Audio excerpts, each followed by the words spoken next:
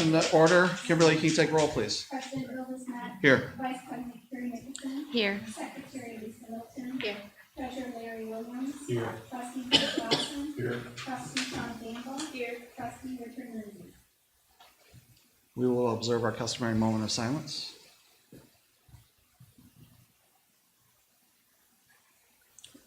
Larry, can you lead us in the pledge, please?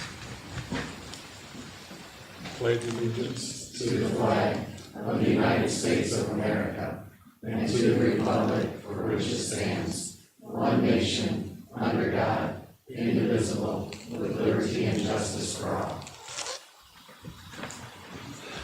Okay. I'm going to ask for a motion to approve the agenda with one addition. We're going to add on to number 5, the consent agenda, letter E, rescind resignation of Mike Walbeck, Transportation Director. So moved. All in favor, say aye. Aye. Opposed? Okay. Members of the audience may address the board on agenda items only. We ask that people keep the comments to 3 minutes or less, please.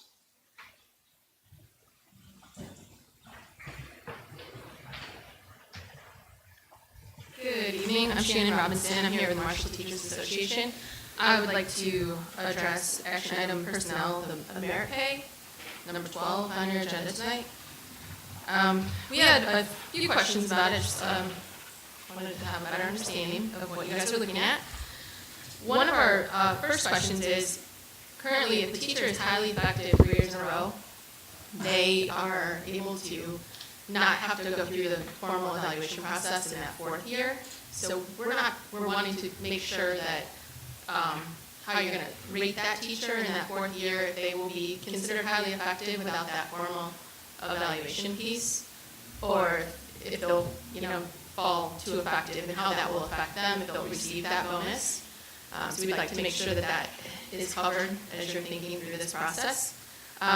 Another concern we had was that in the past, when our evaluation rubric was rolled out in the meetings, our administrators informed us as teachers that when we reached the highly effective section of the rubric, we shouldn't plan to stay there as teachers, that most of us will fall within the effective range, and that the highly effective section on the rubric is just a place where we visit once in a while.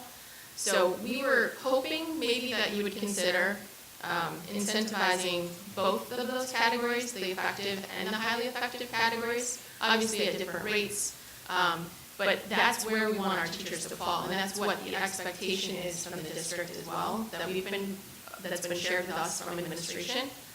And finally, we still, as the association, have concerns about how the evaluation process has been taking place over the years, and especially this year, as the high school has faced some issues.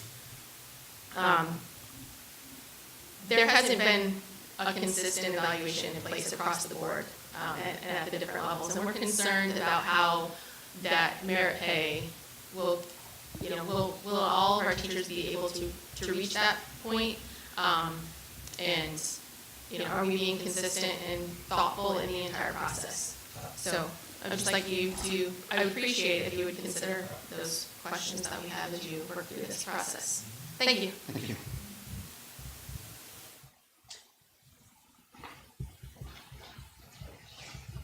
Anyone else?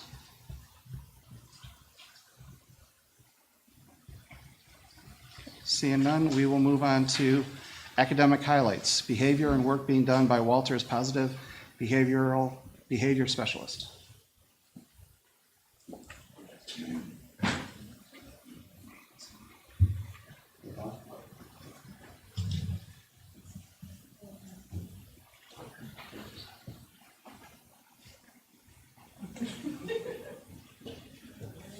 Welcome. Hi there, I'm Paul Holbrook, principal at Walters Elementary School. There's several of us here tonight from Walters to make this presentation. And what we're going to talk about is the Peace and Quiet Room at Walters School. You may have heard of this room, maybe in other buildings, as a redirection center, or given it it's a room where kids get an opportunity to reflect and think because maybe they're struggling in the classroom, or because we want to process with them, to be proactive because things are going on where they need to find success so they can regroup. What we want to do is kind of talk a little bit about what that room is at Walters School, tell you what we used to do before we had the Peace and Quiet Room, because we were lucky this year to get a new position, which is a positive behavior support interventionist in our building. And what we really want to do is shine a light on that position through this room and talk about how that has impacted Walters School in a very positive way. So student discipline at Walters School, before we had the PQR, which is Peace and Quiet Room, basically a child would get an office referral, and that referral could come from a number of different places. It might be from something that happened in the classroom, it could be something that happened in the lunchroom or on the playground. What they would do is they'd get referred by an adult. They would then get sent to the office where they would wait to see me. And the waiting to see me could be anywhere to immediate. You might get to see me right away, or you might have to wait quite some time to see me because maybe I'm doing an observation, or I'm meeting with a parent, or I'm meeting with a teacher, or I'm not even in the building, I'm out at a meeting. So some students might sit there and wait for a half hour, 45 minutes, or an hour, depending on why they were referred and what the urgency of what that might have looked like. Once they get to meet with me, what I would do is I would go through the information gathering process, basically giving the student due process and getting information from them, and then any other source to make sure we can make the most informed decision about how do we go forward with, are there any consequences that need to be given to the student? Is there any restitution that needs to take place? Do we need to bring others together so that we could fix what's ever taking place and help educate, make it a teachable moment? Do we need to do restorative justice? We certainly did all those things. But that process, what that looked like might vary depending on, again, what's going on in the given day. Once that happens, there would be communication between myself and the teachers, and then with the parent as appropriate. And then a consequence might be served. I bring the consequence being served, for example, there might be a time when that child has to come back later in the day or during the recess time or whenever that is in order to fill out a plan for that behavior. I talk about this because that always took place in the office. There might be a time when a child had to spend maybe the rest of the day, and they would spend the rest of that day in the office or in my office. And that wasn't always the most productive time, I think, spent for that child. So that's kind of the old way and what it used to look like. So now we're going to talk about Peace and Quiet Room and what that's meant for Walters ever since we got this position around Thanksgiving. Right? Yeah. Okay.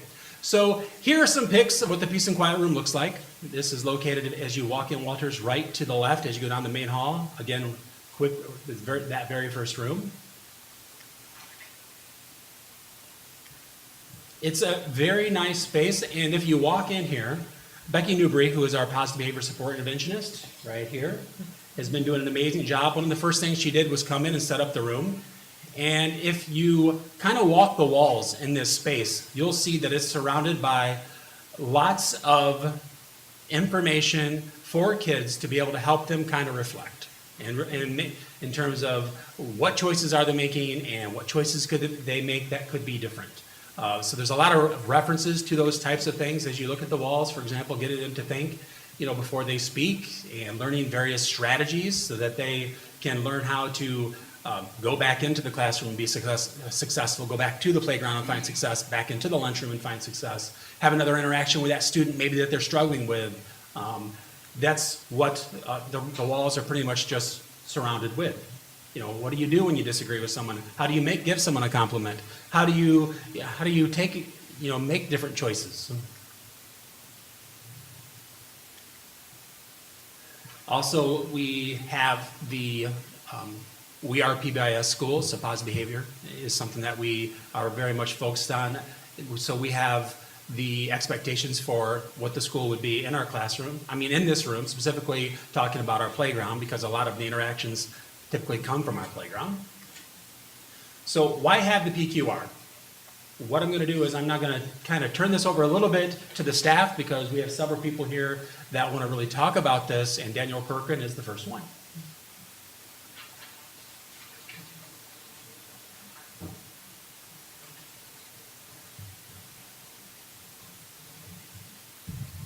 Hello, everyone, and thank you for having us tonight. This is a great opportunity. I'm so happy to be here to do this.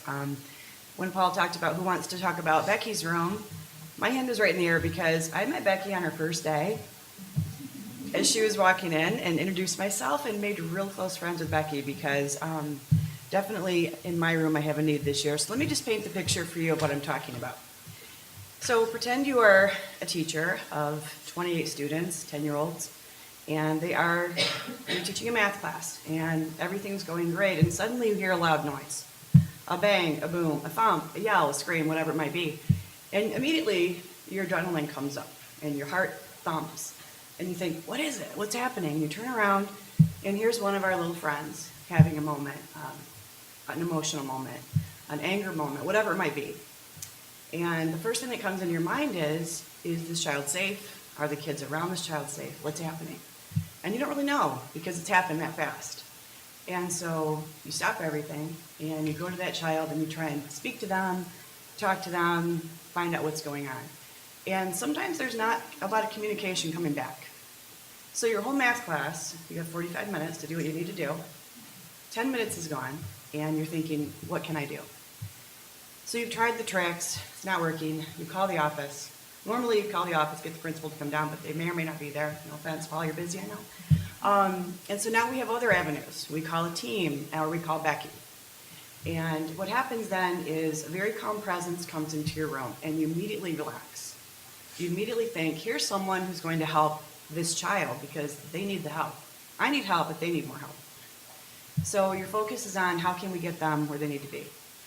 And Becky comes in and communicates softly with them, and she's so patient. She'll wait, and she'll give them wait time. No one's grabbing them. No one's ushering them out of the room. I don't like to do that. I don't like to put my hands on my students. No one else does. And with Becky, she doesn't need to.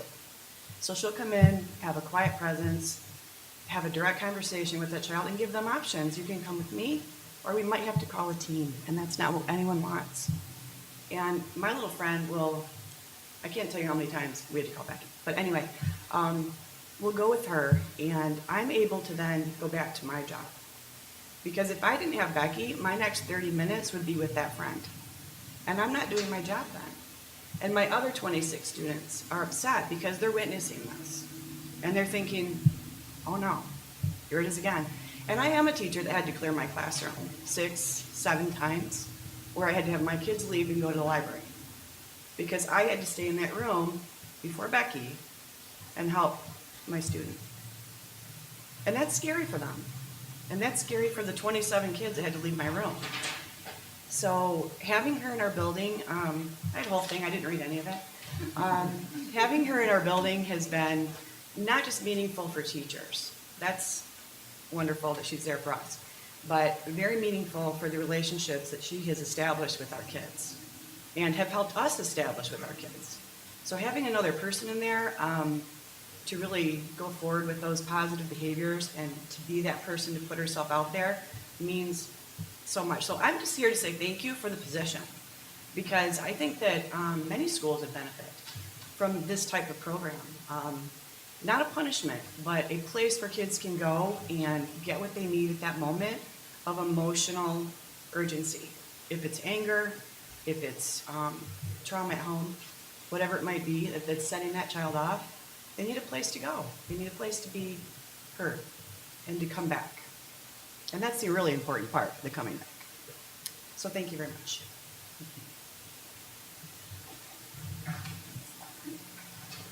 Hi, I'm Marcy Dent, and I'm Danielle's teaching partner. We all have problems that we deal with on a daily basis, and we have our past experiences, we have our colleagues, we have resources that we know of to help us with solving our problems. Well, children come to school without that skill set of knowing how to solve their problems.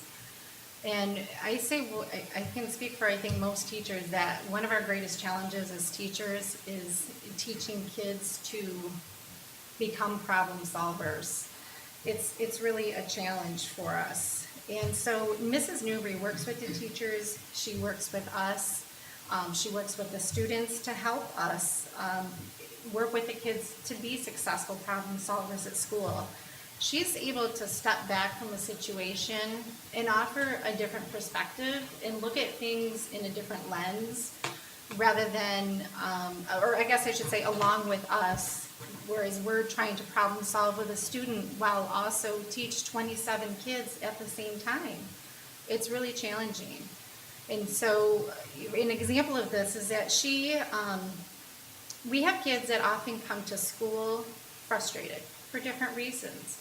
And we all know how it is when you have a bad morning. It's hard to get into the right frame of mind to be successful throughout your day. So our students now can have breakfast in her room.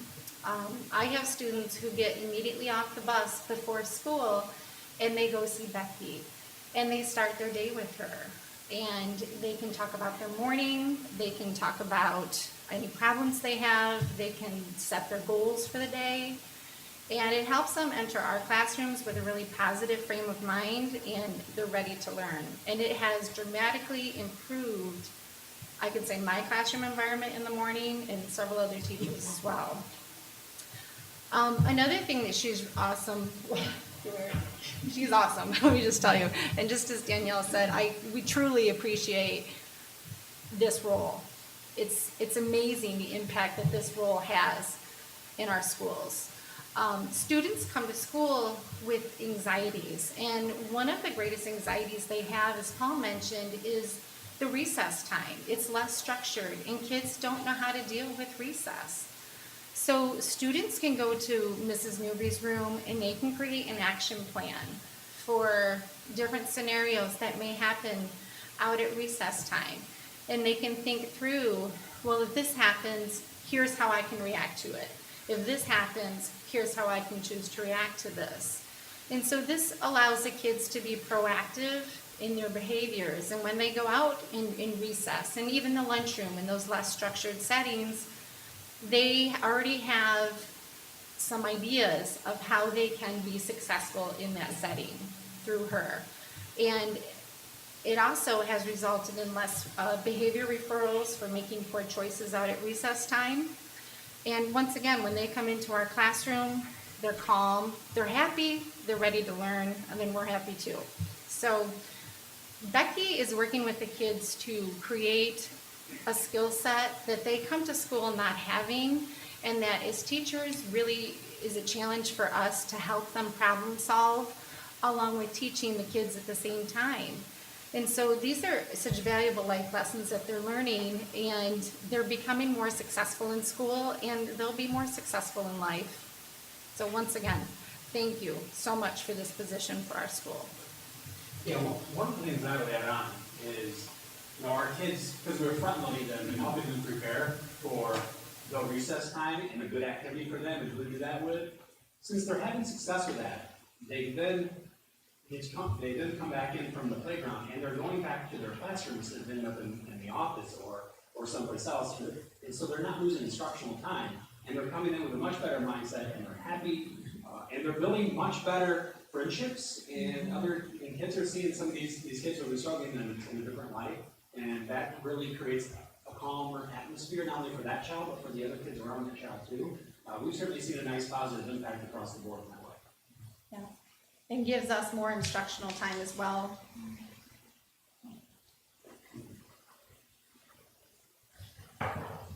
So I'm Becky Newbury. I'm the behavioral interventionist at Walters. And some of the behaviors that you see coming in, more of a reactive piece than a proactive. So I usually see kids that come from the classrooms when they're doing something that affects the learning of other kids, like we've heard previously.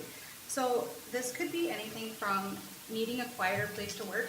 Some kids can't focus with the little noises, so they need that quiet place to do their job. Kids who constantly interrupt, like shouting out answers or just interrupting the teacher in general. Kids that bother their peers. If they can't keep their hands to themselves or can't keep the poking under control, then they'll come see me so we can get their work done in a quieter place. Outside, I see a lot of kids who come in who are breaking the playground rules.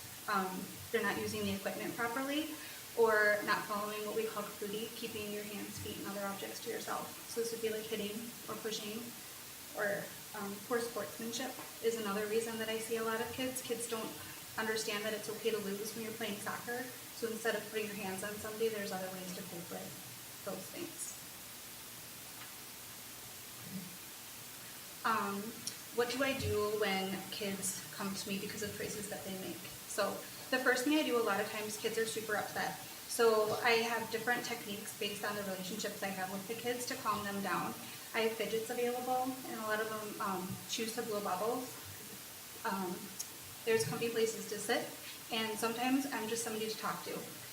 After I get them calm, I kind of get the perspective from both the student that's in there and from the teachers. And then I have to try to bring the student's perspective to the teacher's perspective so they understand really why they were asked to leave the classroom, and they can take ownership for their behavior. After that's established, there is a restitution piece. So whatever they need to do to fix the problem, whether maybe they just need to complete their work and then go back to class and act respectfully. Maybe they need to take an apology to somebody, or whatever needs to be done to fix the problem that they came to see me for. The next thing I would do is communicate with the teacher or the parent if the parent needs to become involved, and then the students return to class.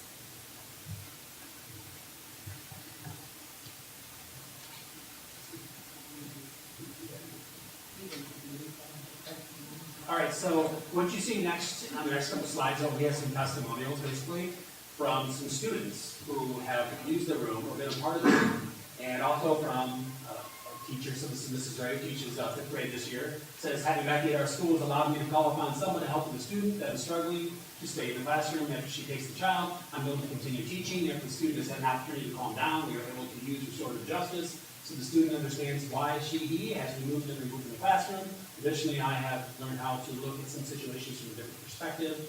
Becky has a really special way about speaking with children and having them understand the consequences of their action. A lot of this hinges on Becky and her personality and what she brings to this, and the calmness that she brings, and just how she connects with our kids, which is pretty amazing. So here's some students, what they've had to say. I can go down to her room and I am angry and calm down. I can take tests in there too. She's very kind. Mrs. Zimri helped me make friends. So I want to talk a little bit about that quickly when we talk about making friends. We have some kids who struggle to build relationships, and we've had certain kids even who, they just can't do recess at all. They don't know how to do unstructured play, or even structured play. They can't do that independently. So what we've done is we've removed them from the playground temporarily, and we put them in this setting, and what we do is we teach them how to play. We teach them how to play games, how to follow rules. We do that by bringing in some other kids, and they start playing those games with kids, start building relationships, and then from there, we expand that to the playground by giving them, like, here are the rules to an activity on the playground, having them go out there, doing that activity on the playground, and then again expanding from there, which has been really wonderful teachable moments. Mrs. Zimri helped me be nicer to others and better at school. Social skills, she helps Mrs. Ray and the other teachers. Oh, sorry, a little quick there. When I got in trouble, she sets an example for me, and now I know what to do and what not to do. She always helps everyone in the school. Does a job that may be hard for most people. And I love that I can go there and help a few of my friends in a small group. She is so nice and has lots to do. This will be from a student that was invited by another student. Like, this is someone who I trust to help me learn how to be a good friend. And then we pull those kids in there well, and so that gives those leadership opportunities for other kids in our school in this setting.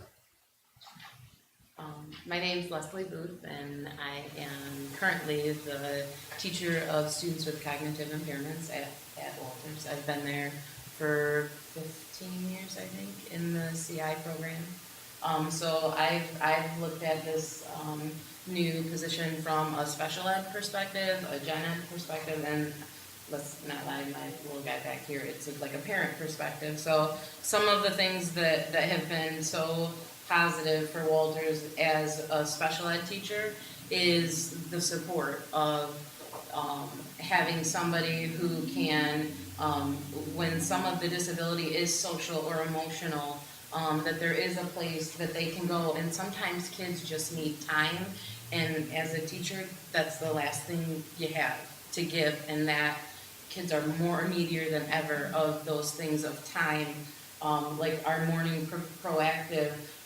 You know, if kids don't come to school with the basics of love, attention, food, breakfast, whatever it might be, like, and then we expect them to learn, and if they're not getting that at home, like, we're now be able to like supplement some of that, because of this QR room.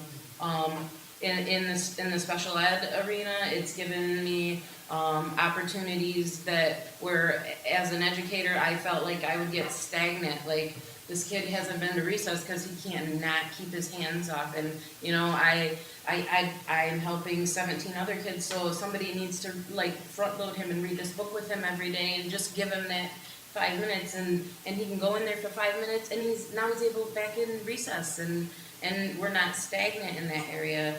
And I was just gonna kind of talk about those two areas, and on my way out, my own son said, well, Mom, make sure you tell him about, like, that I like to go there to take a test because it's quiet, and I have ADHD and I don't take any medicine, so it's hard for me to focus. Or when I'm done testing, because it's taken me 11 minutes to test, you know, I can't sit still for the extended amount of time, and it's not a punishment, it's just a place to go so you don't get in trouble, and that the learning can continue. So I truly believe this room has been an asset to Marshall Public Schools. It's been a blessing to Walters, and Becky really is the package too. Yeah. So, you know, we do lots of other things in this setting to be proactive, to prepare kids to make it teachable moments. You know, a child might come the first time and we just process with them. The second time they might come for a given the same thing. We have a book specifically set up for this behavior, and so it's to read this book. If they can't read the book, we'll have a video they can watch, and then after watching the video, then we're having a dialogue with them about how did that your situation apply to what you just watched or what you just read in that book, and then we can process with them that way. There might be a social story where it's very specific and appropriate to a situation they're having, and if we can't find a situation, that we'll write one, we'll make a book so that they can understand this is me in that story, and this is the choice I'm making, and here's what I need to do. So we're working as hard as we can to make all of this teachable and proactive as much as we can. We don't want it to be just reactive, and we don't want to just hand out consequences to kids. It's all about teaching, and that's certainly been our focus with this program. Questions? Yeah, I was just wondering, when you said that there was a reduction in referrals for playground and lunchtime, how much of a reduction is that? Like, can you So be certified? I knew that question would come. I don't have an exact number for you. That one, to be really honest with you. We do track our data through our referrals through our positive behavior support team. Through our PBIS program. But we haven't had the program all year, and we've been tracking different data. So to narrow that down in terms of like specifically like these choices at this recess for our kindergarten or first grader or second or third, I can't tell you right now. Okay, we feel like it's had a positive impact, but I don't have the data to share tonight. Otherwise, I would have included it because I'm a data guy and I'm with you, and hopefully I can come back in a year and I can say, this was all of our data last year, and here's our data now by month, and you can see what those look like, because I would love to be able to present that. Any other questions? Becky, I'm excited to hear about the stories and the testimonials. I work in 5 different elementary schools. I get to visit them for 5 weeks, and then I move on and I go to another school. And the majority of my schools have somebody who is either an interventionist behavioral specialist in some form or title, whatever they need to use at that school. And being in the classroom and teaching, Danielle, I can say, like, when you were talking about how you felt, I'm like, oh yeah, I'm just a guest teacher. But when I've had the student act up, when you talked about that, that adrenaline and that stomach, it's like, oh yeah, because, I'm just there visiting. So I feel like I don't have the authority to really say or do anything with the kids, and I rely on the teachers to help.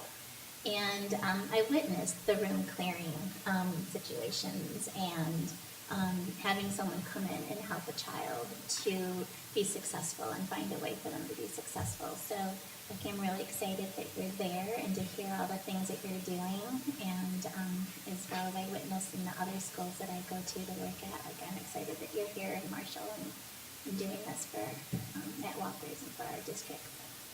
Great job. Thank you. Any other questions? Thank you so much. Thank you so much. Appreciate it. Okay, we're gonna move on to consent agenda. This is where we added on letter E, so we have A through E. Approval of minutes, disbursement, a couple employments, and then the resignation, rescinding of the resignation. Can you give us some background on these items, Randy? Well, the minutes are included in the board materials for A. Financials are also included in the board materials for B. C and D, the employment offers have been accepted pending board approval, successful validation of criminal history record checks, completion of unprofessional conduct checks, and validation of credentials. And then item E, the background on that is board policy, which is handed down in the back of this action. Board policy 3140 requires that resignation shall be considered irrevocable and can be only be reversed by the action of the board. Mike Rolbeck submitted the notice of resignation retirement April 23rd, 2019, which I accepted. He has requested and the superintendent recommends that the Board of Education rescind his notice of retirement resignation.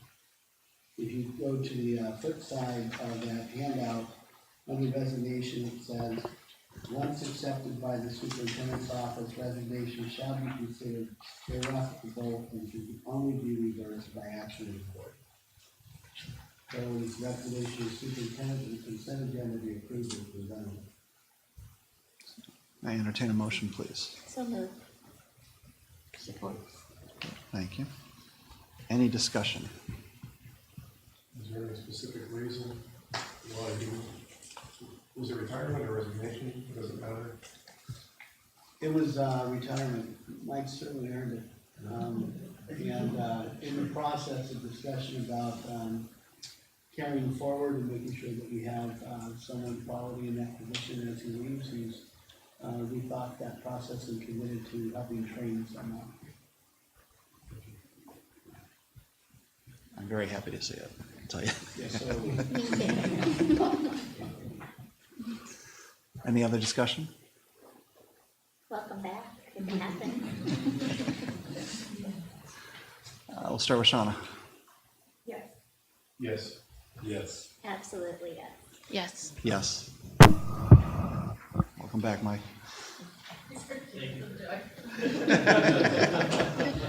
everybody can sign. Right? 1, 2, 3. Phew. Thanks, Mike. Okay, we'll move on to report of the superintendent, special recognition, new hires. Sure. Jennifer, you're in the audience, and I saw you see that, please. Jennifer Bashir fills the position of 4th grade teacher at Gordon Elementary for the upcoming 2019-2020 school year. Ms. Bashir attended Michigan State University, where she has a bachelor's degree with a major in education. She's also been doing some substitute teaching at Gordon. We're very pleased to have her. Jennifer, welcome. Thank you. Thank you. Portland Kidder fills the position of assistant cook within the food service department. Mr. Kidder is a graduate of Springfield High School. Those are the new hires to date. We have retirements. We do have retirements. Rachel Graves hired into Marshall Public Schools on September 5, 2013 as a substitute bus driver. She later transitioned to a permanent driving position where she will retire from the district with 6 years of service. Rachel is not. Marilyn Lowe hired in Marshall Public Schools on January 24, 2007 to assist the business office in a support capacity with Weeder. She later served as an interim accountant for the business office until she was permanently hired as a senior accountant in 2009. In 2016, Ms. Lowe was promoted to business manager, where she retired from the district with 12.5 years of service to the district. Lisa Ritchie hired into Marshall Public Schools on February 8, 2016 to fill a teaching position in science at Marshall Middle School. Nisha will retire following the close of the 2019-2020 school year with 3.5 years of service to the district, and you recall that she is the coordinator for our robotics program at middle school. Did you say 1920 or 1819? Huh? What? 1920. Actually, it should be Which is done at the end of this year.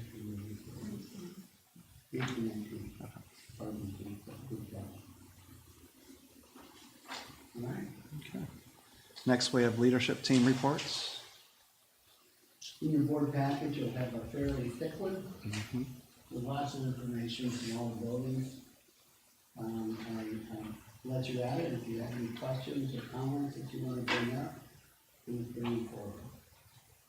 I know we don't spend a lot of time in the meetings talking about them, but I do appreciate them. I really do like the work you guys put into them and seeing the pictures and what's happening with all the kids. So even though we don't spend a lot of time in the meetings, I think the board are going through those in detail and seeing all the exciting things going on in your facilities. So thanks for that. I was a little partial to one of the pictures in the high school with my daughter being recognized on the decision day for the University of Michigan. Could you talk about the decision day and what that was? Because I heard so many great things about it. I actually have photos on my phone. It was so cool. They take all the seniors, they come down into the cafeteria, or the auditorium. They get a big picture of all of them on stage to begin with. Then they break out to where we have placards of every commitment that the seniors have made, where they're going for their post-secondary work. And that includes tech schools, 2-year, 4-year, trade schools, military, work, if they're going into the workforce. And we had one that was going into the Jake Kershaw band as his future trip. And then what happens is they go alphabetical after the kids have all grouped up in their areas, and just saying, I think we had close to 16 students go to Michigan State University and about 8 being accepted in Michigan, which is your daughter's going to that school. That's very cool. And then they put on the big screen, they put up a picture of their college logo or their location where they're going.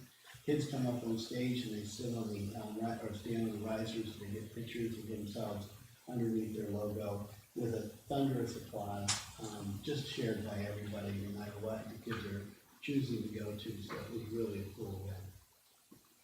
Sounds great.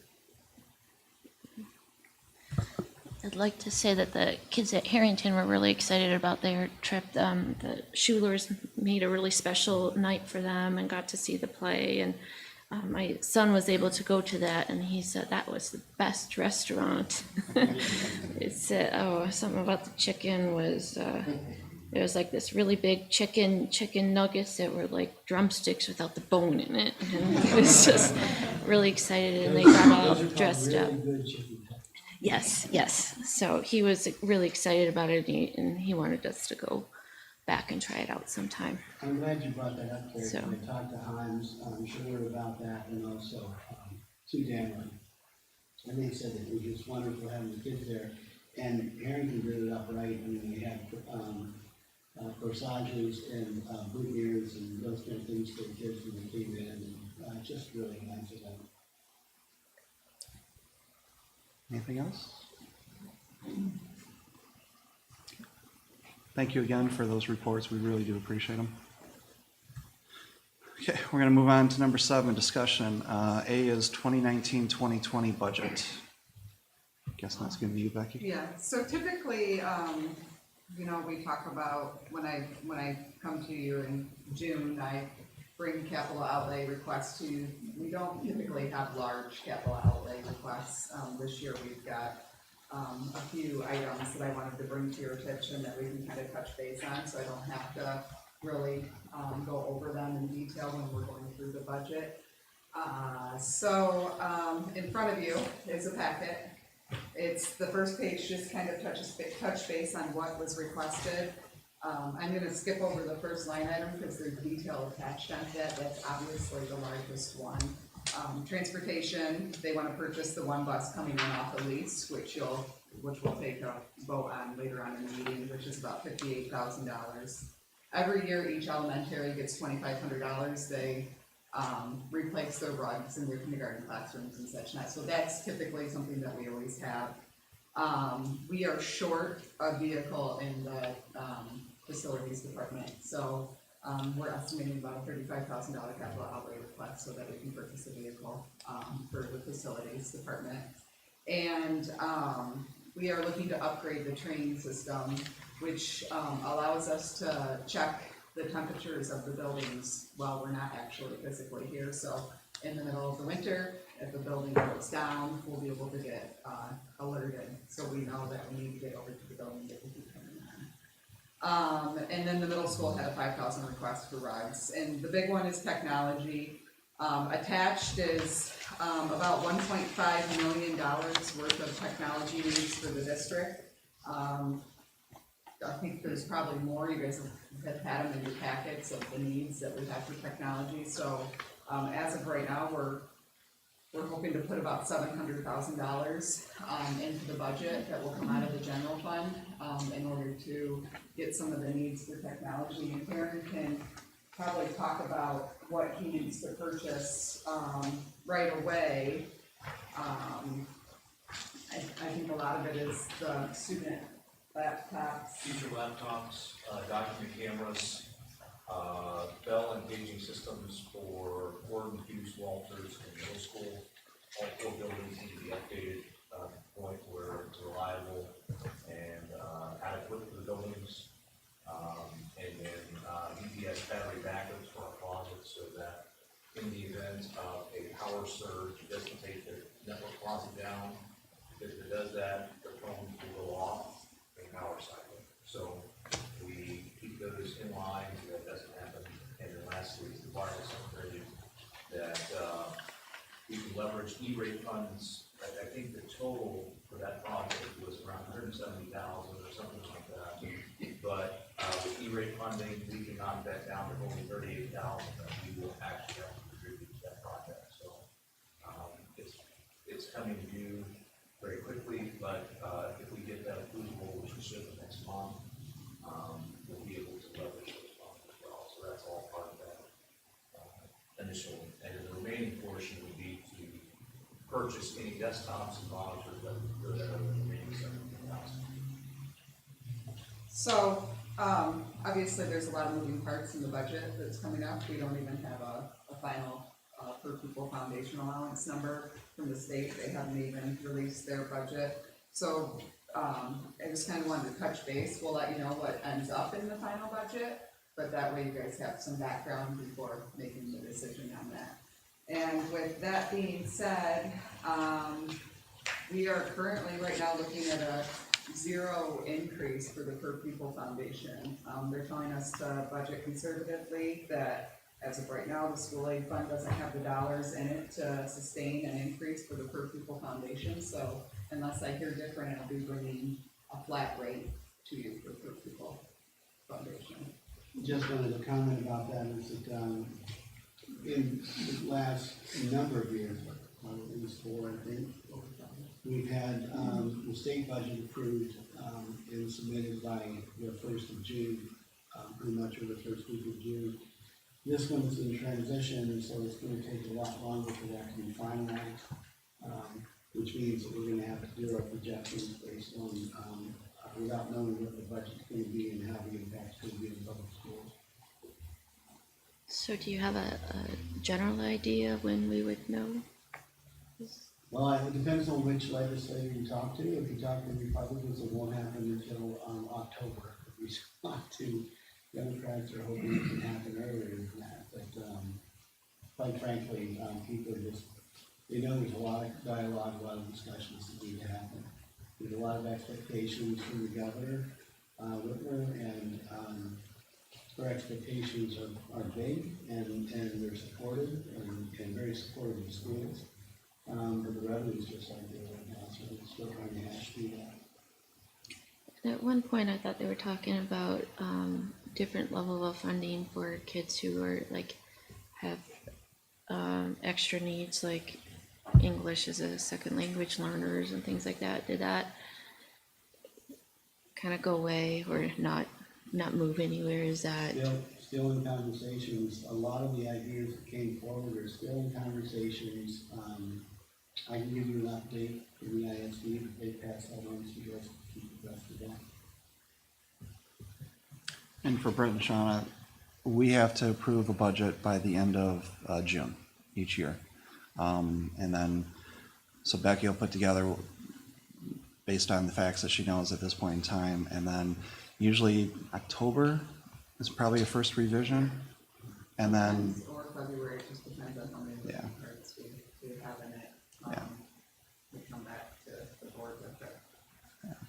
so they'll, Becky says she's gonna go flat as far as the fund allowance, and then her and Randy usually have good debates on what the estimate as far as number of pupils and things like that. And but she'll bring that to us in June, and then we'll take action by the end of the month.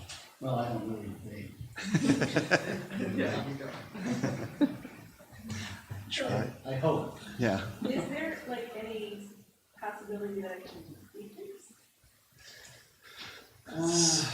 I've not heard that that's possible. I haven't in like, you know, I go to a lot of like meetings where we talk about the per pupil foundation increase and like how much money's in the school aid fund, and, you know, if everything were to stay the same, the school aid fund has enough money in it, enough revenue in it right now to give a $50 per pupil allowance increase. So, that's just kind of what they're saying across the board.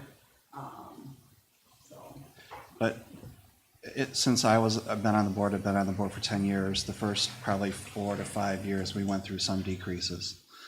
It was a lot more public, and we knew it going in when it came to budget and things like that, but there have been decreases in the past. We haven't seen any in a while, so keep our fingers crossed. Any other questions on the budget? Okay. Next, we're going to go to B, proposed handbook changes for 2019-20 and then 20. In your packet, under 7B, you had the proposed handbook changes for 2019-2020, 2019-2020. Really, the most significant changes you're going to see. There's some minor things in the elementary. There's some removal of sections and added sections. Removal of sections and absences and parent explain absences, and then a redefinition of that with added sections with more detail. If you go to the Marshall Middle School, there's a lot, and it's highlighted for you.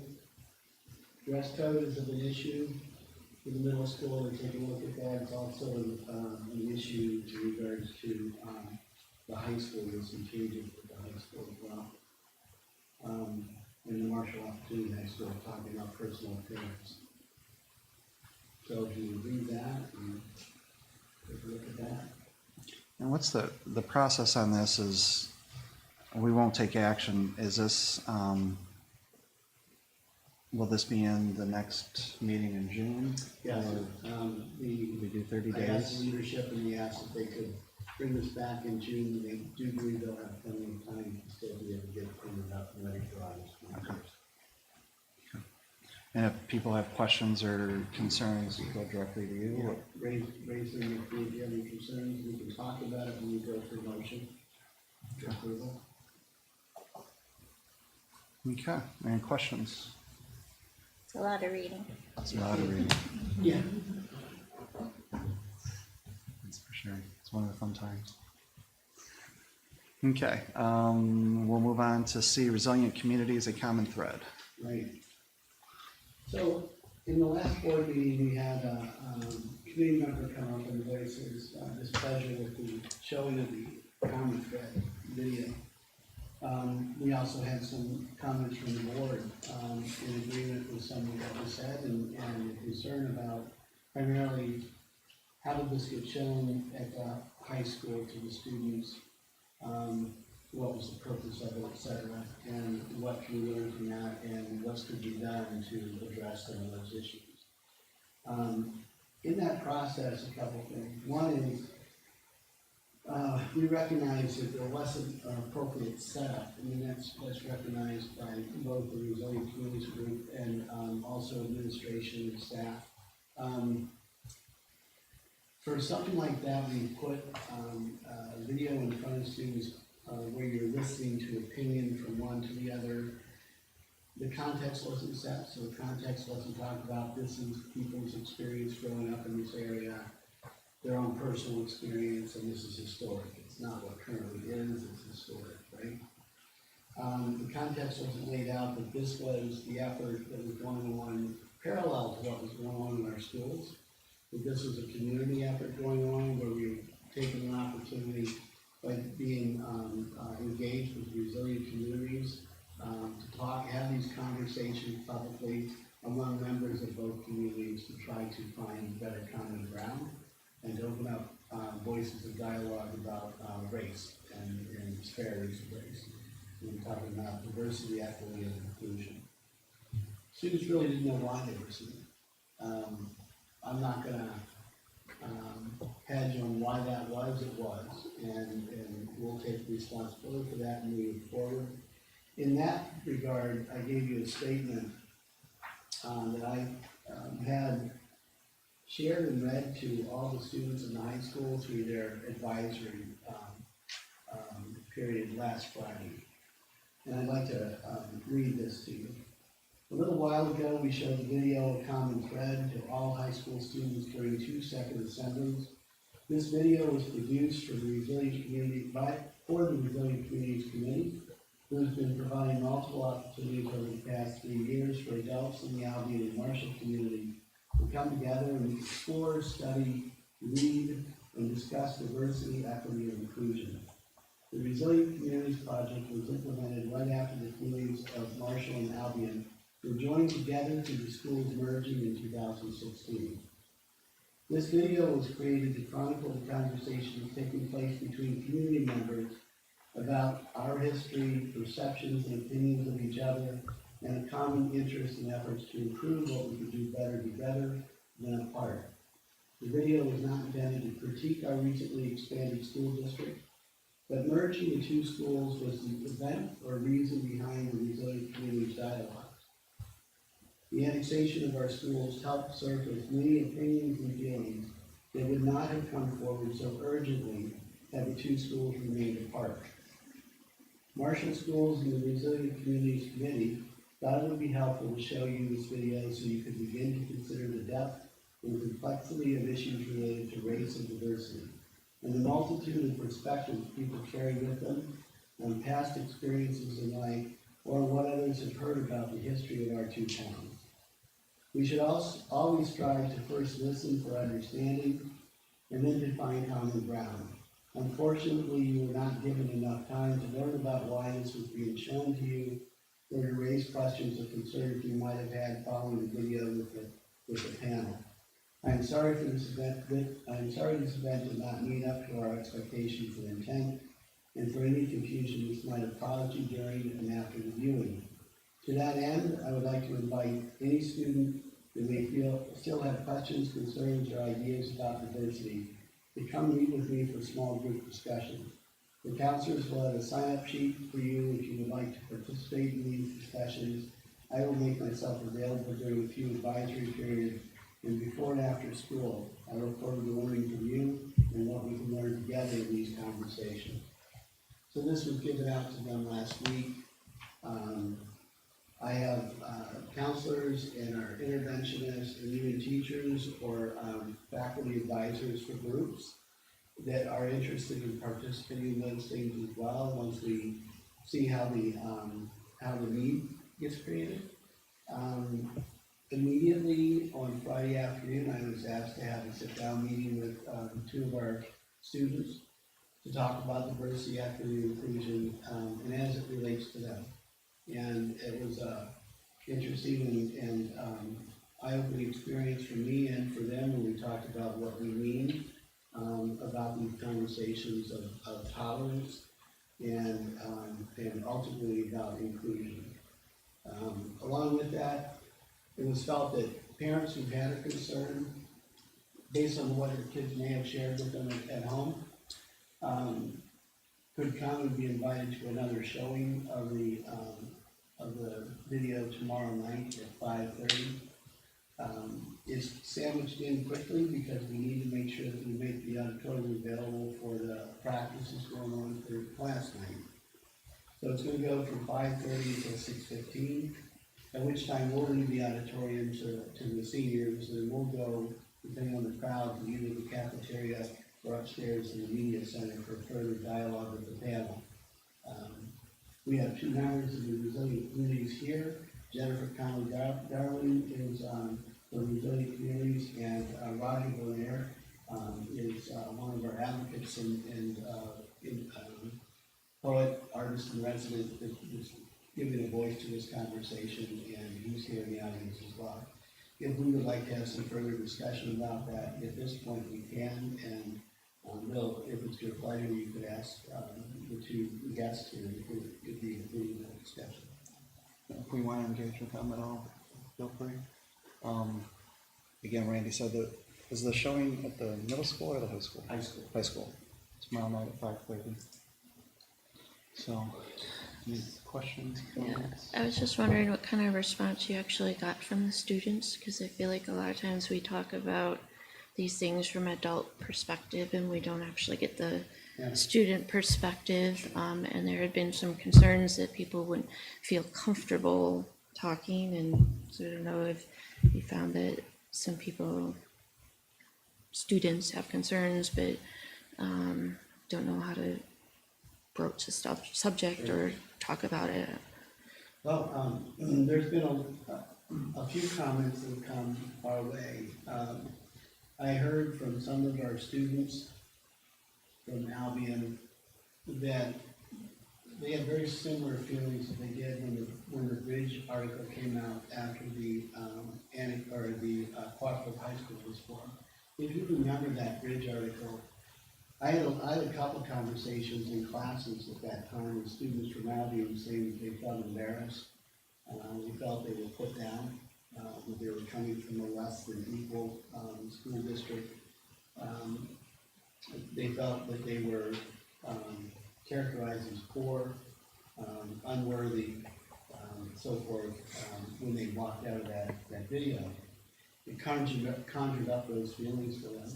A number of, not a large number, but a few students from Marshall reiterated to their parents that they felt that they were called white, elitist, racist, of means, rich and of means kind of thing. And they felt guilty about that process in the transition between two communities coming together under one school umbrella. To me, I look at that and I say, all of this is opportunity. If we could do it over again, we'd do it differently, because I think the education piece of that was lacking in the very beginning of the video. And of course, with time being limited, we didn't afford the kids the opportunity to be able to fully vet their questions and concerns at the end of the video. So with that, all that being said, there are a number of questions going on in our school right now at the high school. We have formed for the first time in our history the Interact Club, which is the youth club from Rotary, and that's Rotary both in Marshall and Rotary in Albion. So we have a really nice group of kids that are looking at youth leadership and all of the issues that come up with that and how they can support. We also have a youth chapter of the NAACP, which is another new group that came in with a faculty advisor. And that group is working very hard about the issues of diversity, equity, and inclusion. It's interesting too, because their perspective in that group could be different than the Interact perspective, which could be different than the Gay Straight Alliance perspective that we've had for 5 years now, I think at least 5 years. And all of them were talking about tolerance, and with opinion about what that means and what that means for the groups that we're talking about. So it's a really complex issue, and I think if we can just take a breath and step back and not be offended, or try not to be offended by comments that are made when we share with each other, and we listen to understand, and we try to find common ground to have dialogue. Not that we're going to completely agree with each other's perspective, but they are different. And every time we share opinions, somebody's gonna be polarized, we feel like we don't agree with that opinion. And so we're trying to get the kids to think through that process. One of the comments, Carrie, to your question, was why now? What's wrong with what we've done here at Marshall High School? And it's a very valid question. We didn't mean to have them think that this was because of issues that we can't deal with. Kids have been dealing with this in a very strong way since 2013. Are we where we want to be? No, not by a long shot. We have a lot of work to do to get to inclusion. But has it been great for our community, our schools? I believe so. I think it's opened eyes. They're seeing a more global environment that they're in. I think they're being better prepared for post-secondary. But those are the things so far. We'll hear more. And I know that these dialogues aren't going to start and end now. This is going to go on and on and on. I think your letter that you had to the students kind of addressed one of my concerns is this, that I felt like we didn't prepare well to see that. No matter what your opinion about the video, just that we didn't prepare our students for what they were going to be seeing, and the students that I talked to didn't understand why they were seeing the video. So I'm glad that you addressed that part of it. And then, I just wanted to be really, diligent on how we proceeded from there and opening it up to the community and parents for tomorrow night. And it has been a while since the students saw the video and that we said that there was going to be a showing tomorrow night. And so I guess maybe I like the fact that we're going to be able to have discussion tomorrow, that there will be time and a place for that. And even though we won't be able to stay in the auditorium because of rehearsals, there'll be another designated place in order to have a good conversation. And like you said, hearing opinions and trying to respect each other. And because that was a while ago, that maybe we should just let people know or somehow put it up that we are having it tomorrow night along with some discussion, so that if students and their parents want to come and talk about it, that they know exactly where to go, and that if they show up late, that they know that it's going to be moved either upstairs or somewhere else to go. Because they might show up to the auditorium and see practice going on and then not know where to go. So they can be included in that discussion in case they can't make it right there at 5:30 and they get there closer to 6 or 6:15. They still. Yeah, the video's about a half hour long, and we had a conference call with Jennifer and Roger, myself, Derek Allen, and a couple others that are going to be on the panel. We talked about using the first 15 minutes to do the setup, the backstory behind this, so people understand where it's coming from. Showing the video for 30 minutes, and then breaking and going out, thinking through and reflecting, and going out to a location in which we can continue the dialogue. So, not sure how long it's going to go, but we'll be open as long as we need to for that conversation. And I'd encourage all of us, if we don't have other obligations tomorrow night, to be there too. Is it going to be you can't tell who's going to come, I guess, but I've gone to the screening once and I felt like there was too many people to really have a good discussion, which it was good that a lot of people came, but it seemed like there was one person voicing their opinion and then another person voicing it, and you actually really didn't get to discuss or follow through. People were still voicing it, but I just didn't feel like it was that communication. And if there are different groups of people who see the film very differently, like I think it did highlight, there are still a lot of cultural divides between how we look at things and how things are said in the video and how I might understand it and how you might understand it with it. But if we have a big group, if the people that already don't feel comfortable about talking about some of these things that are kind of hot button, that some people said, they're kind of afraid to talk about race or whatever it is that they're coming up, that if it was a group of 7,500 people, I don't know that you're going to get a good discussion. Yeah, it's kind of hard to tell because we didn't do an RSVP about how many will show up. And whatever it is, it's gonna be an opportunity, and then we'll see what our next steps need to be from there. Parents, so if we need to continue or schedule some other times to be able to have people to come back and have further conversation with these. Is there gonna be any, other communication to families about the showing tomorrow night? Like resending on email or posting it somewhere so that if people miss the first one, that they know what's happening tomorrow? Yeah, I thought it was pretty widely spread, because it's been on Facebook, it's been on, I believe it's been on the website about it.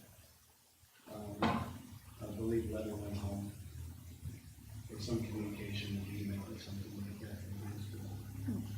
Okay, I didn't get anything. No? Yeah, What, how did you hear about it? I saw it on Facebook. yeah.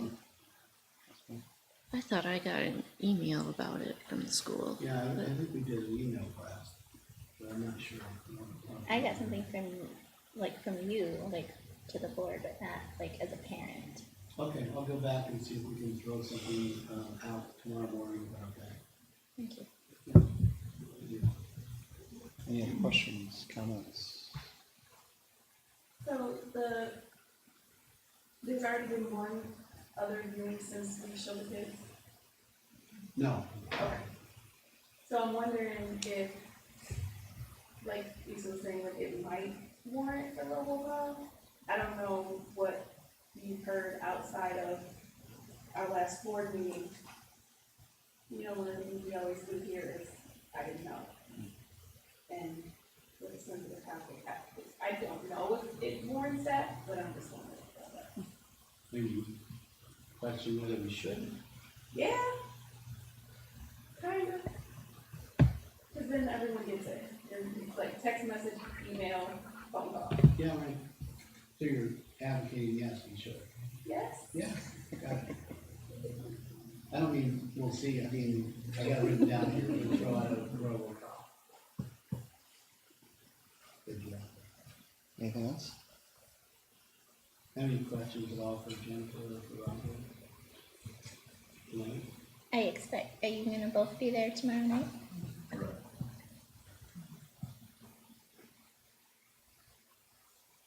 Okay.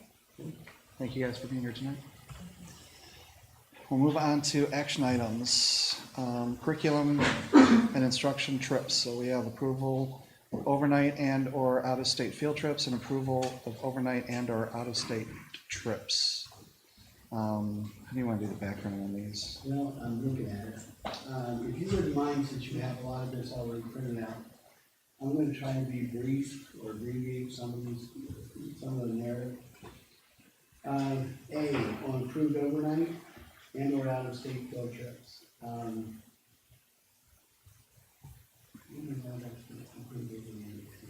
Okay. A, these are the customary school-sponsored overnight or out-of-state field trips conducted in Marshall Public Schools. They are being presented at this time for board approval, so the sponsors of these trips may proceed with their planning in a timely manner for the 2019-2020 school year. The Mackinac Island trip for fourth grade students, the Sherman Lake YMCA and Outdoor Center Camp in Augusta, Michigan for sixth grade students. That is actually a Monday morning arrival and a Friday afternoon departure from the camp back home. National FFA Convention trip to Indianapolis, Indiana, for FFA members grades 9 through 12. Usually that occurs in late October, early November of 2019. State FFA Convention trip to Lansing for FFA members 9 through 12 and possibly 7th through 8th grade.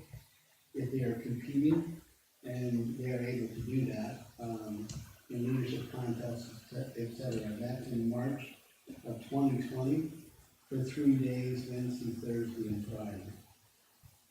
Fall FFA Leadership Conference, FFA members grades 8 through 12. This is for 2 days and 1 overnight in October, November 2019.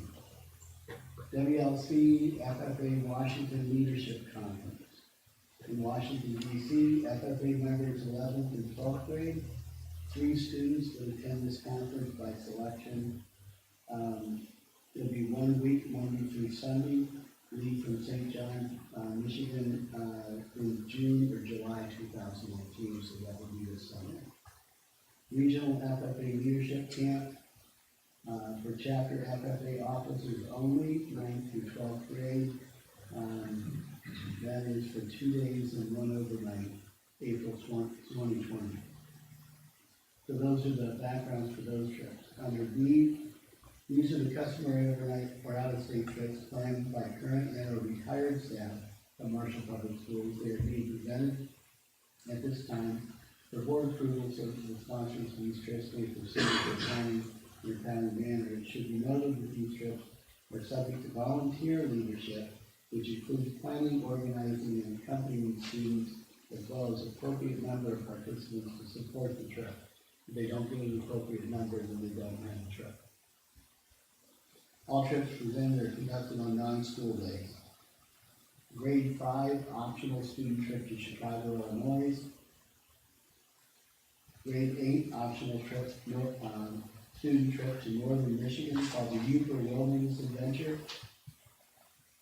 That normally happens, that's for current 8th graders going into the 9th grade, and that normally happens in the summer. Grade 8 music student trip to Sandusky, Ohio, of course, at Cedar Point for June 2020. Marshall Middle School optional trip to East Coast. The trip is self-funded. Excuse me. And it is for, well, you can use the detail. There's a lot of stops along the way. Marshall Coca City, the Sister City Exchange Program for our Japanese exchange each year for middle school students. So we're going to have hosting 4 middle school students and their families, hosting 4 students from Coca City in January, and the same Marshall students traveling to Japan in February or March for about 10 days. So that's the exchange trip there. Marshall High School Spanish optional trip to Chicago for junior and senior high school students. It's during the first semester of the school year. This is an all-day event, so it's not overnight. Marshall High School optional student international trip. One trip routinely occurs the week of spring break, and the second trip occurs during the summer break. If you reverse it, based on the year, the time of year, these trips are typically planned 2 years in advance. A trip for summer break 2020 and the spring break for 2021 has been previously approved by the board. Approval of these trips would be for the ones currently being asked is for summer break 2022 and spring break 2023. You can see the detail behind that. Marshall High School Youth and Government Club to travel to Lansing, Michigan second semester, which would be in 2020 for the Michigan Youth and Government Conference. That's I'm looking for the time. That was just, they just came and presented a couple, Yes, I'm looking for 2 months ago. I believe this is a 3-night, 3-day event. That sounds right. Yeah, they go up in the evening when they have 3 days of chapel. So, it was the recommendation of the superintendent, the action items, curriculum and instruction be approved as presented. I have a motion. So moved. Support. Okay, discussion. So a question on the grade 5 optional student trip to Chicago, is that for all 4 elementaries, or is that, how does that work? Well, it was not, I believe, for all 4 elementaries this past trip. Okay, Whenever we have the opportunity for that, we would like to encourage that. So, okay. I don't know how that's going to be expanded or who else volunteered. If this is the, which one is that under A? Under B, the first one under B. Under B, okay. So The that optional is- trip to Chicago. Yeah, so that trip is self-funded by students and parents, and there's some fundraising that goes on. Past trip cost per student has been approximately $100, which covers entrance to museums and other attractions and bus fees and that's also done by volunteers who participate in that trip. All four schools have always had the opportunity to Okay. participate. It's just whether they do. That's the choice to whether they want to partake or not. Okay. As long as in the fall, when we talk about it, and we roll it out, all schools are at the table when we talk about it. Okay. And they have an option. Perfect, thank you. Any other questions? Okay, let's start with Brent. Yes. Yes. Yes. Yes. Yes. Yes. Okay. Move on to number 9, action, excuse me, action item curriculum and instruction other, approved grade 6 through 8 science curriculum. Can you give us a background, Randy? Please. Sure, consider approving the purchase of the curriculum called Elevate Science, published by Pearson, approved by the Curriculum Council to replace the district's current grade 6 through 8 curriculum and text that are approximately 30 years old and out of compliance with Michigan standards. Elevate Science is all-encompassing, including text, hands-on teaching materials, and next-generation science standards, aligned teaching methods as well. A 6-year agreement to contract the Elevate Science curriculum would cost $78,309, which equates to $13,052 per year, or approximately $16 per student. The proposed curriculum would update the curriculum, replacing the current curricular offerings of 6th grade valedictorian math science center kits, which is what we're involved with, 7th grade science kits, and life science, and 8th grade earth science. The Elevate curriculum has been available since it was presented to the board on the April 22nd work session. It is a recommendation of superintendent that action item curriculum instruction other be approved. Becky, you've seen that, right? Yes. Okay. May I entertain a motion? So moved. Support. Discussion. I think Don presented that to us, passed out the books, and we were able to look through that at last month's meeting. And it's been available for anybody else to go and look at. So any questions, concerns? Have you heard anything from the teachers about how they're doing all this? They're on the curriculum committee, there was some representatives on that. So that was where the dialogue is done. Yeah, the teachers are the ones who chose. Okay, I was excited about it, but you know, I'm not a teacher, so. It looked like a real good format and real interesting compared to the science books in my youth. Literally, we're talking about it. And I like how it gets them involved. It's not just this is this. You get to experience it and learn it through experiencing it, not just reading it out of a book. You learn really good from it. That's good. And was that a state mandated thing too, that you have to do more project-based things in science? Did I hear that somewhere, or is that just, I don't know if I'd say state mandated, it's state suggested that project-based and competency-based learning is some direction that you want to go with the state. I don't know if they can mandate that quite yet. Just so you know, the Math Science Center kits are not intended to be curriculum, they're intended to be support for science learning. So a lot of people think the Math Science Center kits that we're involved in, because we have to purchase those to be a part of the Math Science Center experience for our students in high school, are curriculum, it's not curriculum. Based off of curriculum, it's not curriculum. Any other questions? So, is that something that we still have to purchase? The Math and Science Center kit? Yeah, we're kind of working through that, aren't we, Dan? So I think the question's still out there. Okay, ready for vote? Start with Larry. Yes. Yes. yes. Yes. Yes. Yes. Thank you. Okay, move on to number 10, action items financial. A, approve the purchase of 1 off-lease regulation education school bus, and B, award fuel bid for the 1920 school year. Can you give us background on both? Randy or Becky? A, as indicated at the April 22nd, 2009 combined work business session, the district will need to purchase 1 bus to shore up its current fleet. The transportation director recommends exercising the buyout option to purchase a bus that the district has been leasing jointly with MYCA. Specifically, Unit 17A, VIN number GB724 124 at the cost of $57,607. B, the transportation director advertised for the receipt of fuel bids for the 2019-20 school year.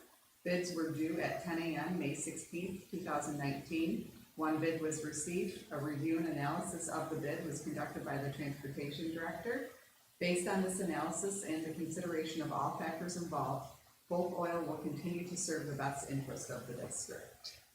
It is the recommendation of the superintendent that action items general be approved as presented. I entertain a motion, please.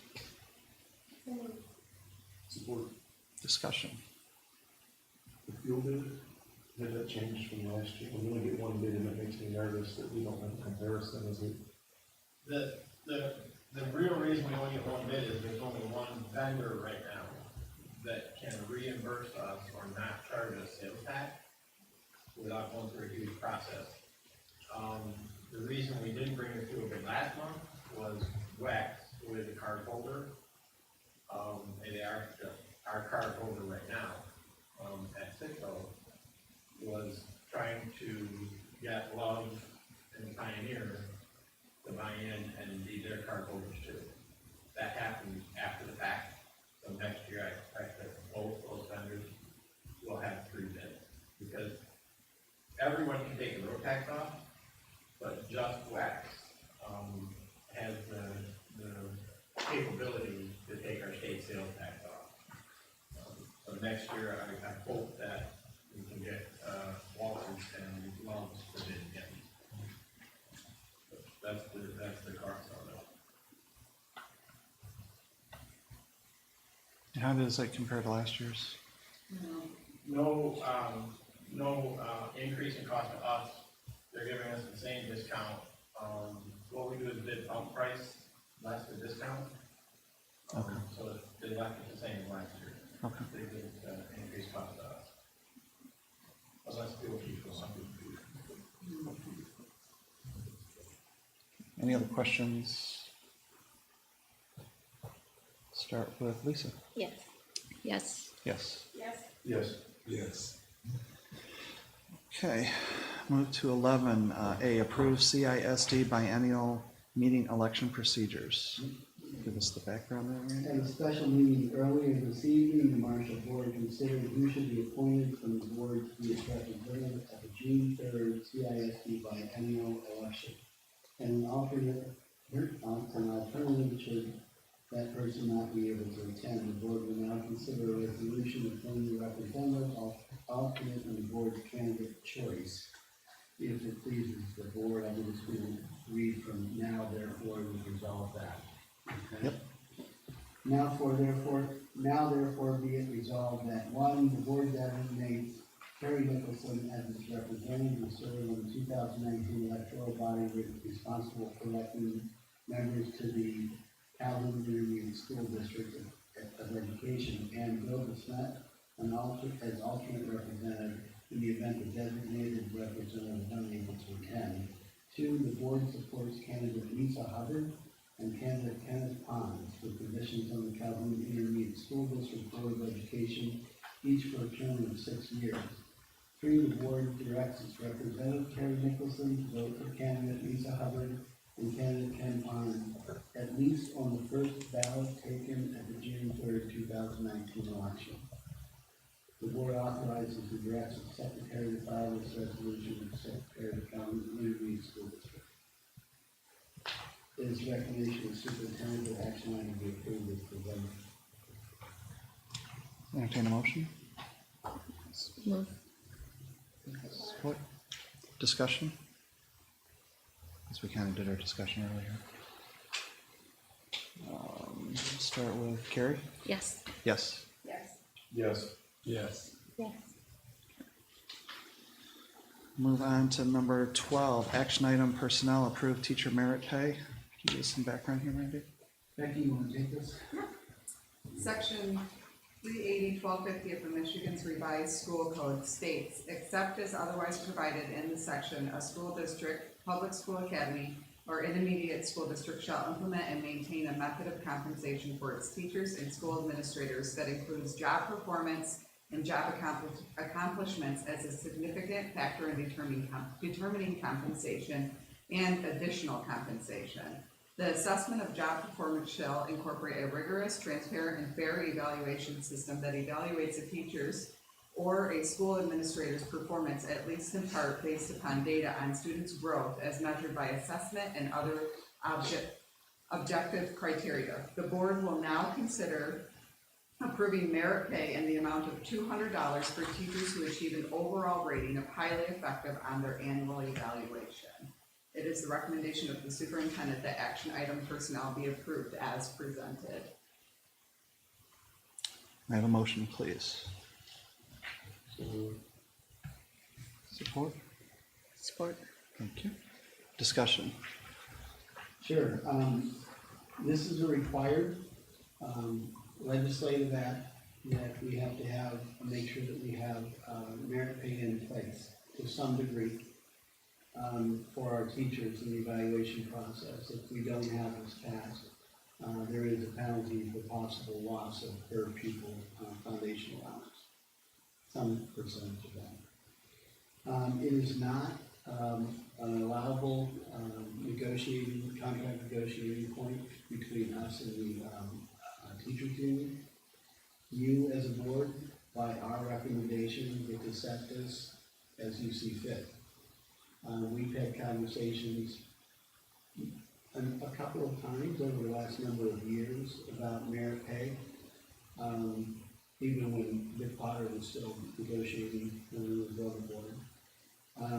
We're just going to have to call it the way it is. We think this is a fairly generous point. As far as the $200 figure, it is an off-schedule lump sum at the end of the school year after the evaluations are done. We're only giving it to highly effective this year around. I understand the questions that were made by Mr. Robinson, and I think that those are legitimate about effective versus highly effective and so forth. But we're going to start out with this. This is our recommendation to go with. I'm not sure how many highly effective we're going to end up having.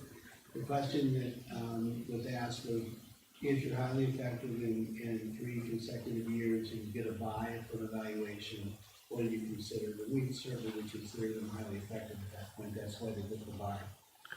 So they would be able to receive that without having an evaluation. They do sit down with their administrator, even though they have a buy on their evaluation, they talk about their building goals and those kind of things in their data.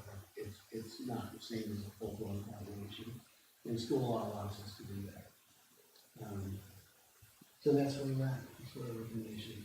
Do you use an evaluation similar to what we use for superintendent, school advance? Is it the same type of, or is that change? Is it No, it's still based on the Danielson model that we selected back when we posted on the web page. That was done with in concert with teachers and administrators. The issue about the consistency that was brought up, granted, things do happen that impact consistency. When you have change of personnel in mid-year, that's difficult because they've already set up some observations and rotations and things like that that are going to be disrupted by somebody leaving out of that process.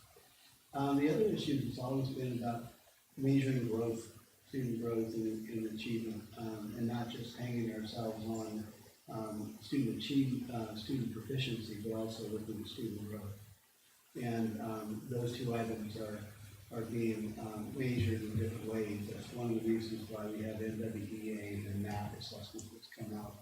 It allows us to evaluate growth at grade levels more than we've been able to do in Michigan merit or MSTEP assessment. But we use both the MSTEP assessment and our MAP. We use other instruments too, depending on grade level. Randy, have all the evaluations been done prior to the change in leadership at the high school specifically? No. So what transpired with that is that we've got Don back is there, Greg Tatro has taken a few, and we had a great elementary principal who just recently vacated the high school and volunteered to come back and pick up 5 reviews as well, and that's Kelly Fitzpatrick, so she's agreed to come in and do that. We've agreed, on making that as, legitimate as we can with doing observations, at least one formal, and possibly even if we had time, one informal. And we're gonna be within time to be able to give them feedback with the concept of coaching more than anything, because I think that's only fair with the teachers as opposed to trying to, do it any other way, like be highly critical on performance growth and those kind of things. We agree on those behaviors. Feel high school. And it sounds like there's been some difference in language on how the evaluation was presented, maybe across our whole district as far as effective and highly effective. And I think the way Shannon explained that you kind of dip in and out of highly effective versus effective. So I guess looking at it for the future, is that something to be considered as far as effective pay, like how she mentioned, like doing something for the effective and doing something for the high effective at different rates? Is that something that you think we'll consider in the future? Yes, absolutely, we consider that. One thing that you need to remember too is when we talk about the comment that highly effective is here, but it's going to be more and more difficult to reach highly effective. We were actually supposed to be moving from 25% to 40%. Yes. And then the state just passed legislation to rescind that and go back to 25% of what your overall evaluation is, resulting in student data and student achievement data. So it's going to be a higher threshold when using that data to demonstrate whether you're highly effective or effective. I think now it's gone back to 25%. We'll see how that impacts. Obviously, it doesn't carry as much weight as it did before. Let's see how that goes. So was the consistency, was that a concern of across schools, that maybe at one elementary school an administrator has a much higher standard to get highly effective than if you were working at a different elementary school? Or is there some concern that you'd have 3 different people at the high school grading people, and maybe they'd have differences? Well, there's always going to be an issue of iterated reliability. And when you have multiple people looking through their lens at what they're looking at, there's always going to be a question of whether or not there's variance. There's very clear understandings of what we're looking for in good instruction, good classroom environments, et cetera, et cetera. Those are pretty well checklists. All of our administrators are aware of that, and they look at it through that lens. I think we're probably more consistent with that than we've been, because it takes practice to get to that point. The only way to correct that or have no problems at all is to have the one individual join every single staff member in the district according to a rubric that everybody completely agrees upon, and that's just not feasible. So so what we've done is we've taken this as an opportunity for coaching. It's not a gotcha process. It's a process of taking a look at what they have to present, what we see, hopefully in multiple observations. There's a couple informals and one formal, which is when they present their lesson plan, we take a look at their lesson plan. We watch them go A to Z through that instruction, and we give them direct feedback on those things. And so overall, the variance could be there, but ultimately I think we'll probably, aside from incidences that occur like it was with the high school principal who left early in the year, those things notwithstanding, I think we're pretty consistent. So more than one person goes into the classroom to evaluate the teachers? It's not just one person, like it might be you, it might be Don, it might be Greg, like the two of you, and then average the scores, or is it just one person? No, it's just usually just one person goes through and does that. They get assigned the teacher that they're responsible for, but it's a process of also give and take. So you see what you see. You talk about what you wonder about and why they did what they did, and get some feedback on that, and then you go forward and give them feedback. They ultimately come back in a conference and we talk about the outcome of that evaluation, whether they agree or disagree, and it's a little give and take in that conversation. And then they settle on what that evaluation looks like. And if it's something that they absolutely don't like, we have to have evidence behind that, and then they have every right after the evaluation's done to write a statement to attach to the evaluation. How is this different from merit pay in past years? We have not done merit pay in past years. We have talked about it. There's been varying opinions about that from the teacher side. This is our opportunity to just simply say, we have to do this now, we're gonna do this now, and set that in motion. And next year, we can really think about what that model looks like. So our vote is to approve merit pay as is on this, or not? There's no other alternative for this year, is that correct? No. Okay.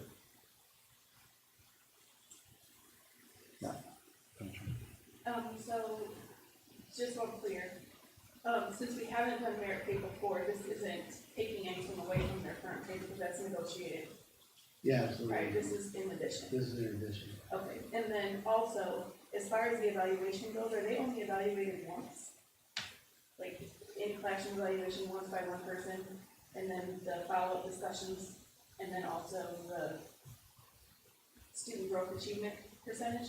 Well, once is, they have one annual evaluation, but that process includes a couple informal stop-ins to observe their classroom and a formal stop-in where you give them notice and say, I'm coming in, when can we schedule that, provide your lesson plan, let me know what else I should be looking for, when you come in and you do your formal, and mostly you try to get the full scope of that. And if you get pulled away during that full scope, like our administrators do because of other business, they try to come back and pick up where they left off, because they don't want to miss the opening, the meat of the lesson, and the meat of the day, and the closing, and how they wrap up their lesson. So that's what we try to do. I think I just misused terms, so I was thinking observation, but I said evaluation, that's like the whole process, right? Okay. I was just gonna, I've been in the workforce for 30 years, and this is a topic that every time, once a year, it was always the same discussion as far as inter-rater reliability. This manager rates easier than that manager. Is it merit based? Isn't that? So, it's not an uncommon topic, and I can tell you, I'm not aware of anybody that's got it nailed. I mean, it's a tough piece, no matter what you try to do and how you go about doing it. So, I'm happy we're moving in this direction, and I think I'm a proponent for merit-based, so I'm happy that we're making some strides here and going this route this year. $200 is a healthy incentive, merit-based performance incentive, and we're going to celebrate the highly effective staff members. I don't have any idea how many that's going to be. We can look at past record numbers, there's a number of them. So do we have any evidence that this changes the actual performance? Because I would think probably most teachers are doing the best that they can, and I mean, $200 is a lot, but in some ways it's not very much compared to your overall salary. Mm-hmm. And so, if they're already working really hard, I know the goal is, right, to make people work harder or to reward people. I was just wondering if there's any evidence that it does anything, or I would say I haven't read a lot that says it improves performance. It just celebrates success. I know I've heard opinions from both sides of the table that this makes it difficult because we don't like to isolate one person versus another, and the culture, the kind of impact that might have on culture. But it is state law, so the best opportunity for us to do is get started on it, make sure that we are compliant with the law, and then we move forward and see how we can continue to treat that. But it might motivate someone else to work harder to get it next year. Yeah, and again, it's not a negotiable item. So this is completely up in our purview as far as what we do. And we believe the $200 is acceptable. I guess I was just thinking if there's not any evidence that it actually makes people perform better, and the teachers would like something effective, not just highly effective. You certainly could bring down the 200 and, for future years in your budget or whatever, but it's just, if it's not actually making a difference in our education, I wouldn't. I don't know, I'm not privy to the research that demonstrates the reals. I think really, in a perfect world, it would be about master teachers being recognized appropriately at salary, and master teachers having more flexibility to teach colleagues or coach colleagues and do things outside of their job roles that shows leadership and ability. But it is what it is, and we have to go forward with it. What I've typically seen is individuals who perform at a high level and are recognized for this, they're striving every year to maintain that level. And then you do see some employees that are looking to get to that level, and it does motivate them.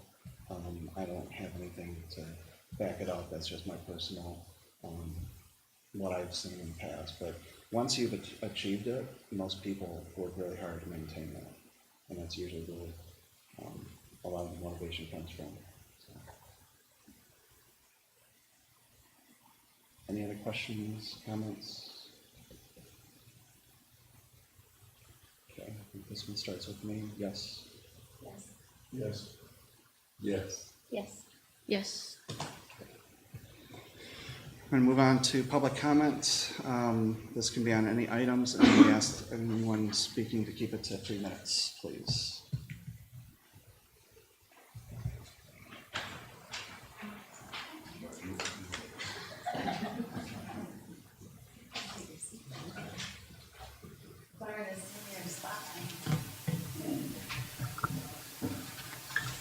Oh, I like this. Is this for you guys? Me in your seat? All right, hello. I like the questions about the teacher evaluation piece. They were thoughtful and, it was good discussion, so I did appreciate that sitting in the audience. I'm here tonight. I'm Tracy Haroff. I'm the Marshall Teachers Association president, and I'm just here to talk a little bit about expanding our opportunities to communicate with you as board members. I sent an email to Dr. Davis and Bill DeSmet on May 1st, talking about possibly the MTA making a board packet similar to what our administrators do. Our administrators highlight things that are going on in our school from the student perspective and also from the teacher perspective, but we would like to highlight some of the things that our MTA members are doing or our association would be doing for the community. Because there's a lot of things that we do that we don't necessarily always get around to saying, and we can come here and say it to you as well. But in addition to some of the things that are great that we do and that our members do, we'd also like to be able to present you with some of the issues that our staff would be facing. And I presented the option and told Dr. Davis and Mr. DeSmet that we could, funnel it through Kimberly, could go to Dr. Davis, go through the board president, and then be put in the board packet with you. So I'd love further discussion on that. And Dr. Davis did respond to me and say that, that perhaps we could meet and talk about that idea more. So I just wanted to put that out there. One thing I would love to tell you about is that in just a few short days, we'll be awarding our recipients of the MTA scholarship. So we have 2 young ladies at the high school, Grace Lunger and Julia Matthew, and so they'll be receiving an MTA scholarship in the amount of $500. We'll have a reception. You're going to be getting an email about that soon. It's going to go out to all email users, so feel free to come to that reception. We'd love to have you there. We'll do just a short synopsis, and then we have a reception as well. So, one of the things too with communication is, I guess, talking a little bit about what happens in the event that we as an association are dealing with issues and we're trying to go through the proper channels, but they're just not getting resolved. So as a board, I'd like you to think about what are some ways that we can handle that. Talking about the things at the high school, right, came up tonight in some of the discussion. And obviously I'm a teacher at the high school, so it's near and dear to my heart. Some of our evaluation issues were brought up earlier in the year before our principal had even resigned. So we were trying to make people aware of things happening in our building or not happening, as it happens. And then with the resignation, then it kind of put everything into a flurry. And so, just as you said, it is hard because now we're at the end of our school year. We're trying to get the teachers who need to be evaluated. We also have the rest of our teachers who are not being evaluated because we're under the highly effective, by year, as you put it, that still have to talk about our data. And we have yet to have conversations about our data. Those data scores we need for the next 3 years. So it is important for us to get those scores. And so, again, just some of those things, we'd like to just be able to have some open communication. And what is that protocol, like I said, when we're trying to get things resolved and we can't seem to figure that out. So if you guys would like to discuss it as a board, feel free to contact me. My email is tharroff@Marshall Public Schools. And if you have any questions, feel free to ask me. Thank you.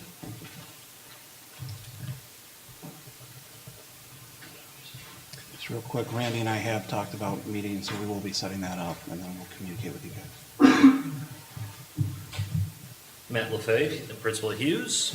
So this winter, I had a first grade student break her leg, and kids fall and they break things. However, in Kylie's case, we determined that it was more than just a break. It was actually osteosarcoma, which is bone cancer. So she has been undergoing treatment for that since, I want to say about February, which includes chemotherapy and will include surgeries as well, and more surgery. So we're trying to help that family and help her. So on next Tuesday, May 28th, we have a fundraiser dinner, as you can see on the flyer there, it's up there, from 5:30 to 7 at Hughes. We have a lot of people in the community that have stepped up to support this effort. So dinner is provided by Broadway Grill. We're doing spaghetti. Scott Ladd, Jerry Ladd, they do a wonderful job supporting so many things that we do. Our PCO, which is running this, is doing the salads for this, and Oaklawn Hospital is doing the dessert, and Summer Liston Crandall has been a point person we've been using over there. I'm only assuming Richard is at home tonight working on those desserts, since Oaklawn's providing them. Okay, good joke. All right. So, it's $10 a person, kids for a donation. If you can't make it, you can make checks available to use PCO. We'd love to see a big crowd there and support this family. It's a lot of back and forth between Bronson, Kalamazoo. She comes to school for half days when she can. I told her that she has to come to this, though, and make an appearance, and she's the guest of honor. So I'd love to see everybody out supporting Kylie. And all the money goes straight to the family. And like I said, this isn't GoFundMe, it's GoFeedMe. Thank you. May I ask a quick question? If someone were to make a donation, maybe to give tickets to somebody who would like to go to support Kylie, but maybe can't afford to go, give those donations to you. Yeah, just give them to And us. you can pass them on to a family You that can would do that. enjoy going to the dinner to support her. Yep, checks go to Hughes PCO, but if you just stop by the office and want to give cash, we can do that too. All right. Thank you. Anyone else for public comments? Seeing none, we'll move to board member comments for which no action may be taken at this meeting.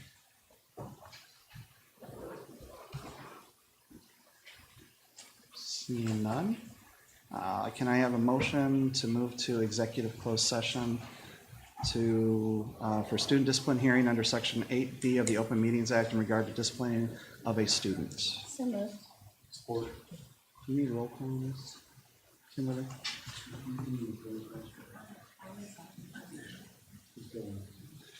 We'll start with Shauna. Yes. Yes. Yes. Yes. Okay.